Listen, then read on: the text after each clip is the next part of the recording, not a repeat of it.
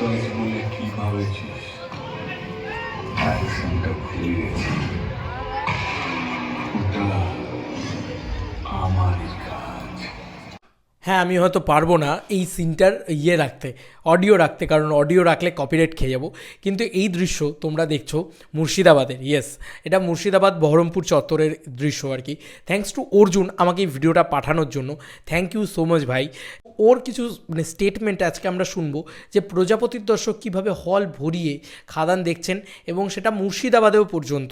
Yes বন্ধুরা, মুর্শিদাবাদ জায়গাটাকে মুর্শিদাবাদ বলো বা বহরমপুর বলো বা হোয়াট এভার ইট ইজ, সেখানকার হলে যে কী পরিমাণে মানুষ খাদান দেখছে, এবং খাদানের টিকিট না পেয়ে কিছু মানুষ কনভার্ট হয়ে যাচ্ছে অন্য সিনেমাতে, সেটা কিন্তু ঠিক না অ্যাকচুয়ালিতে। তাই সেখানকার হল মালিকদের উচিত খাদানকে শোটা বাড়িয়ে দেওয়া ভাই, যে কটা শো আছে আরও বাড়িয়ে দাও, খাদানকে শো আরও বাড়িয়ে দাও ভাই, বিজনেস করতে হলে বাড়িয়ে দাও, কারণ ওই সিনেমা কেউ দেখতে যাবে না, ওই ফেবিজন ও বেবি জনসন বেবি অয়েল ও কেউ দেখবে না। এবার দেখো ওর কথোপকথনটা শোনো, ও আজকে দেখতে গেছিলো, আবার এই নিয়ে ও দুবার দেখতে গেল, এবং ওর এত ভালো লেগেছে ও বলছে আবার আমি দেখতে যাব। তো এটা জাস্ট দারুণ এক্সপিরিয়েন্স হয়েছে। তো আমি যে পাশে বসেছিলাম, একটা ফ্যামিলি ছিল, ঠিক আছে, আজকে বেশিরভাগ সব ফ্যামিলিরা এসছে। তো মানে একটা স্বামী স্ত্রী, তার একটা বাচ্চা ছিল, সদ্য কথা বলা শিখেছে। তো 4-5 বছর বয়স হবে, মানে জাস্ট কথা বলা শিখেছে, খুবই বাচ্চা।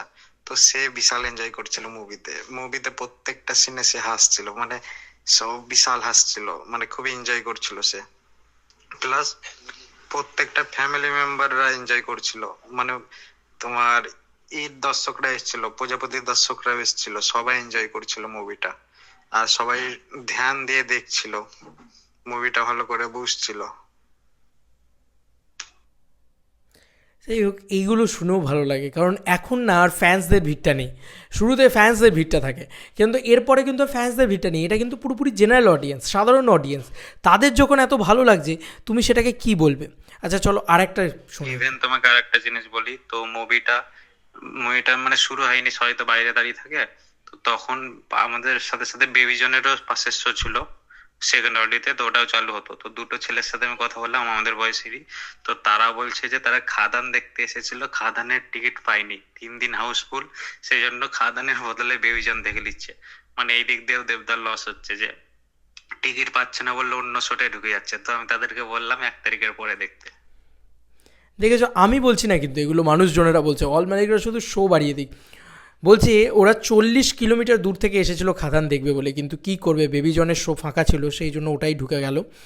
অটো ভাড়া করে সবাই আসছে মুভি দেখতে। লাস্ট এমন হয়েছিল রংবাজের সময় এই কথাটা, মানে, এবং ও লাস্টে যে লাইনটা লিখেছে এটা আমার এত ভালো লেগেছে।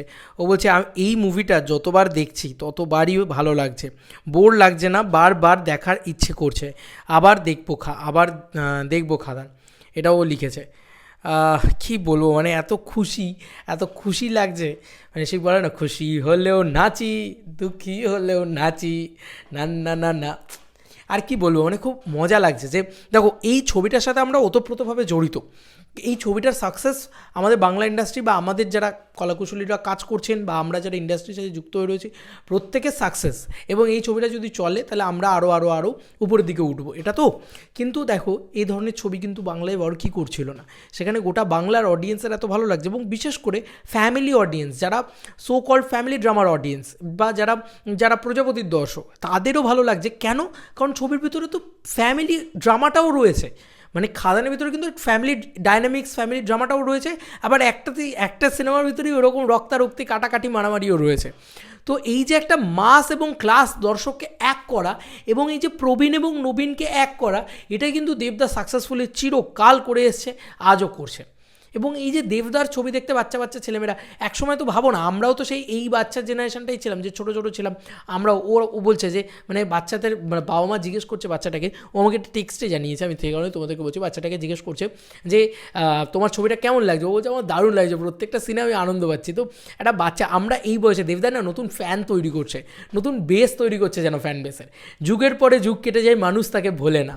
চলে না রে তাকেই ছাড়া চলে না, এই লাইনটা আমি বললাম এই সাথে। আর কি বলবো, মানে 5 বছরের বাচ্চা, আমরা যখন 5 বছরের বাচ্চা ছিলাম আমরাও কিন্তু ওই দেবদা দেবদা দেবদা, আমি হয়তো হলে যাইনি কিন্তু আমাকে জাস্ট মানে বাবা মা জিজ্ঞেস করতো না, বাট আমি পাগলের মতন এই লুকিয়ে লুকিয়ে দেখতাম সিনেমা। টেলিভিশনে দিলে আমার বাবা মা দেখতো না, আমার দাদা দিদা দেখছে, তখন আমি এক সাইড থেকে গিয়ে লুকিয়ে লুকিয়ে দেখতাম, না পড়ে না পড়াশোনা করে। এইসবগুলো কিন্তু আমার জীবনের সাথে কেটেছে, তাই আমি খুব নস্টালজিক পুরো বিষয়টার সাথে। তো আমি দেবদার এই লেভেলের ফ্যান ছিলাম ছোটোবেলা থেকে। তো বা নাচা, ঠিক আছে, দেবদার গানে নাচ। তো এই যে একটা বাচ্চারা মানে নতুন জেনারেশনের বাচ্চারা তারাও কানেক্ট করছে কার সাথে, দেবদার সাথে, এবং তাদের ভালো লাগছে, তাদেরকে ফ্যান বানাচ্ছে, এটা কিন্তু দেবদার ফ্যান হয়ে গেল এই বাচ্চাটা। তো এইটাই কিন্তু কোথাও গিয়ে খুব এফেক্ট পড়বে যে শাহরুখ খানের যেরকম কি ডিকেটসের পর ডিকেটস, জেনারেশনের পর, আমি বললাম শাহরুখ খান এমন একটা সুপারস্টার যার ফ্যান আমার মা, যার ফ্যান আমার দিদি, যার ফ্যান আমি, এবং অ্যাট দ্য সেম টাইম দেবদাও দেখো তাই। মানে আমরা যখন ছোটো ছিলাম, আমাদের এখন যথেষ্ট বয়স, মানে আমরা যুবক অবস্থায় কাটাচ্ছি, আমরা যখন এরকম 4-5 বছরের বাচ্চা ছিলাম তখন আমরা ফ্যান ছিলাম দেবদার। এবং আজকে আমরা এত বড় জায়গায় চলে এসেছি, এতটা বয়স হয়ে গেছে, এখনও আমরা ফ্যান কিন্তু দেবদারই। এবং আজকে যারা 4-5 বছরের রয়েছে তারাও কিন্তু দেবদার ফ্যান হচ্ছে। মানে সে বলে না, বাবা মাও দেবদার ফ্যান, ছেলেও দেবদার ফ্যান, এরকম একটা জায়গা কিন্তু, মানে এরকম একটা পজিশান কিন্তু আসতে চলেছে। আর সত্যি গুরু তুমি ফাটিয়ে দিচ্ছ। মানে তোমরা তো ভিডিওটা দেখলেই যে কী পরিমাণে কাতারে কাতারে ভিডিও ছিল, কেউ বাপ এসছে গানটাতে বেরোতেই যাচ্ছে না, সবাই দেখছে দাঁড়িয়ে দাঁড়িয়ে।